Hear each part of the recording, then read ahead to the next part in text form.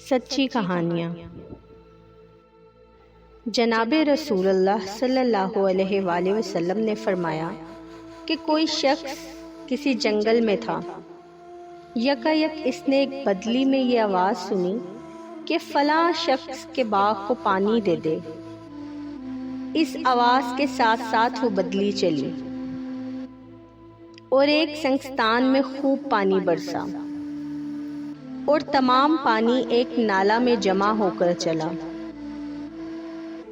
یہ شخص اس پانی کے پیچھے ہو لیا۔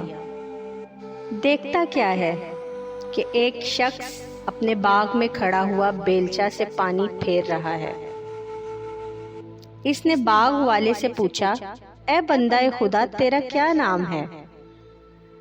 اس نے وہی نام بتایا جو اس نے بدلی میں سنا تھا۔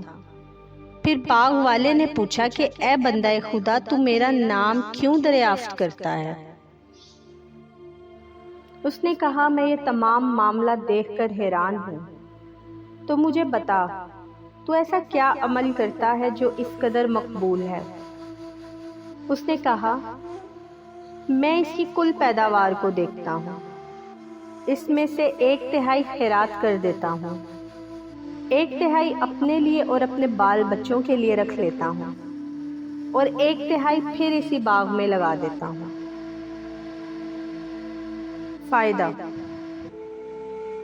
سبحان اللہ، کیا خدا کی رحمت ہے کہ جو اس کی اطاعت کرتا ہے اس کے کام غیب سے اس طرح سر انجام ہو جاتے ہیں کہ اس کو خود بھی خبر نہیں ہوتی۔